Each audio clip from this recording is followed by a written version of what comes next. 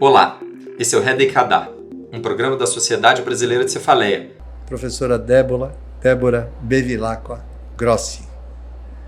É um prazer muito grande receber você aqui no nosso Headache Radar, no Congresso Brasileiro, a Sociedade Brasileira de Cefaleia, no Cefaleia 2024.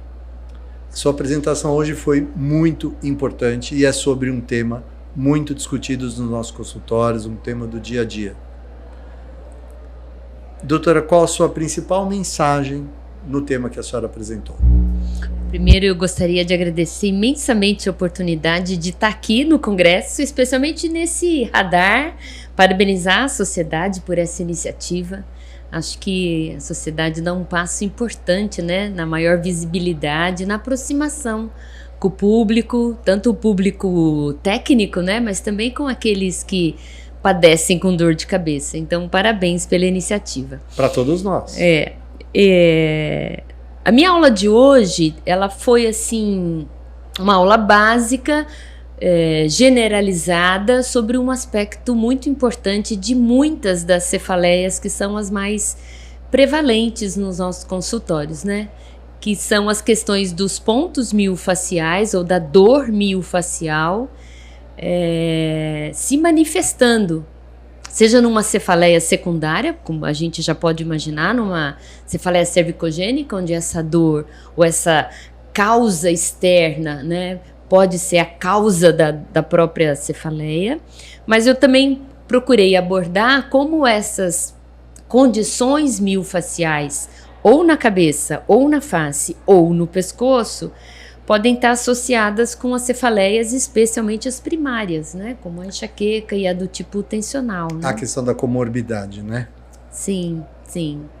E o que acontece que a gente observa, Leandro, é que, independente de ser causa ou consequência, essas questões miofasciais, elas complicam muito o quadro. Não de todo mundo, é claro, mas uma parcela significativa dos pacientes tem um impacto grande, né? E aí a incapacidade, especialmente a incapacidade cervical, ela determina uma série de comprometimentos que a gente já sabe, né? Meu grupo estuda essas questões há algum tempo, e a gente já sabe que isso tem uma relação muito direta com o processo de cronificação da dor de cabeça. E existe uma técnica que é a melhor técnica? Em termos de fisioterapia? Em termos de fisioterapia, para abordar? Não, assim, inclusive... Quais são as técnicas que vocês usam, que vocês preconizam? Então, inclusive, essa foi uma das questões que eu procurei mostrar na aula hoje, dizendo das técnicas disponíveis que a gente tem, porque também são muitas, né? A fisioterapia tem aí uma série de especialidades no seu trabalho. Quando a gente chama de hands-on, quer dizer, aquilo que eu uso minha mão, minhas técnicas para fazer, mas também as técnicas hands-off, que são os exercícios, as instruções, a educação. Hoje em dia um fisioterapeuta que se formou, vamos a partir do princípio que ele está bem formado, ele está qualificado para atender os pacientes com cefaleia e dor miofascial, ou você vê a necessidade dele se aprofundar mais no assunto, numa especialização? Se ele for aluno da USP de Ribeirão, ele tá. Mas o que a gente sabe é que esse conteúdo não é dado, né? Então eu tenho um ambulatório na USP de Ribeirão, e os alunos aprendem isso na graduação, na cinesiologia, depois aprendem isso na fisioaplicada ortopedia, depois atendem no estágio. Então, minimamente, eles saem qualificados para isso. Porque os alunos você garante. Mas eu também sei que aqueles que fazem a iniciação científica comigo, eles saem muito mais habilitados, porque eles fazem essa prática semanalmente toda terça e quinta.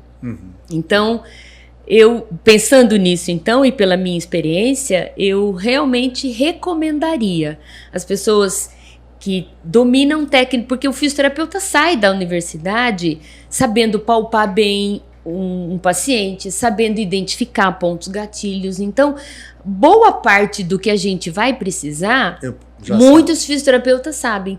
O que eles precisam é integrar esses conhecimentos dentro de uma realidade que a maioria deles não conhece. Eles pensam que dor de cabeça é tudo igual. E não é. Sim, os pacientes também. Sim, e sim. Os pacientes, quando te procuram, eles têm muitas ideias pré-concebidas, falsas, as famosas fake news, em relação ao seu assunto, a essa questão. Então, você sabe que essa é uma coisa que nos motivou, inclusive, a começar, desde o ano passado, a conduzir um estudo em parceria com a Universidade Rei Juan Carlos, lá de Madrid, onde o professor César de las Penhas é professor. A gente tem uma parceria com o professor Domingos e a professora Lidiane, com estudos qualitativos, para entender um pouco essa percepção. Então, a gente está conduzindo um estudo qualitativo para entender um pouco como é que esse paciente chega e se ele tem essa percepção, ou que percepção que ele tem do problema que ele tem. Pois, a gente vê que o pescoço é um problema, mas ele identifica que é. A gente vê que a tontura é uma questão importante, mas ele identifica que é. Como é que ele sente essa procura pelos serviços de saúde? Então, essa tem sido uma preocupação do nosso grupo agora, junto com a pesquisa de dados quantitativos, aliar esse aspecto qualitativo em estudos mistos, que nos ajudem a compreender melhor o contexto que esse paciente vive. Legal. E no meu consultório, você vai me corrigir aqui sem nenhum pudor. Eu costumo falar para os pacientes que é muito difícil haver uma hipertonia da musculatura, da cintura escapular, uma dor miofascial, sem também estar com uma hipertonia da musculatura mastigatória. A questão da associação do bruxismo com as dores de outros músculos que não sejam músculos mastigatórios, você vê isso como importante? Isso é assim mesmo? Dá pra gente ficar com uma dor, só dor miofascial num ponto e não ficar no outro? Como é que é isso? Não, claro que não. E foi o que eu mostrei na aula hoje, assim. Eu não mostrei o slide, eu gosto muito de usar um slide em que eu mostro essa interação que eu chamo de interação crânio-cervical. Ela tem uma causa que é funcional, porque na medida em que eu mudo a postura da cabeça, eu mudo a postura da mandíbula, querendo ou não. E se eu tensiono meu pescoço, essa tensão ela é propagada para os outros tecidos. Então, existe uma interação que é funcional, existe uma interação que é biomecânica, que é isso que eu estou te dizendo. É a teoria do deslizamento do crânio. Se eu projeto minha cabeça para frente numa hiperextensão alta do meu occipito sobre C1, eu diminuo muito o espaço posterior nas minhas vértebras cervicais. Isso tem uma repercussão biomecânica. Parece uma mudança simples, mas tem uma repercussão importante, tanto do ponto de vista articular quanto muscular. E de sobrecarga de tecidos. Isso vai impactar diretamente. E a gente tem aquilo que vocês neurologistas gostam muito de falar, que é o núcleo trigêmeo cervical, fazendo essa confluência das aferências todas nociceptivas que chegam ali. E que eu dizia, né? Eu brinco sempre com os meus alunos, estava dizendo para o professor Paulo hoje. Eu uso sempre a analogia de que é como chegar na estação da Sé em São Paulo. O caipira do interior chega na estação da Sé em São Paulo, ele sabe que tem que pegar o trem. Mas tudo chega ali, tudo parte dali e vai para todo lugar. Ele chegou na estação, ele vai na plataforma e pega o trem. Mas ele foi na direção errada. Então é mais ou menos isso. Essas dores, elas se misturam muito facilmente, né? Por isso também, isso eu disse na minha aula hoje, se eu pudesse resumir a contribuição da fisioterapia, é a diminuição dessas aferências nociceptivas, que vem da face, por bruxismo ou sem bruxismo, vem do pescoço, não é? E alimentam esse sistema nociceptivo. E aí a má postura, os maus hábitos, tudo isso impacta muito. E o fisioterapeuta é o profissional que vê esse paciente toda semana, às vezes mais de uma vez por semana.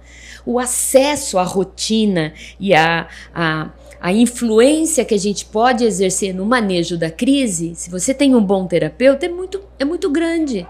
O paciente que é levado a perceber a posição da sua cabeça, da sua mandíbula, não como uma regra militar. Sim. Mas como uma percepção corporal. Ele vai inclusive se interessando, né? Ele vai, puxa, eu percebi que eu mordo. Eu percebi que minha cabeça... Vai ganhando noção corporal. E aí ele vai gostando da ideia. Então, que bacana. Essa possibilidade que a fisioterapia tem, não é linda? Sim. Não é fantástica, né? Isso me encanta. Parabéns e muito obrigado. Eu que agradeço.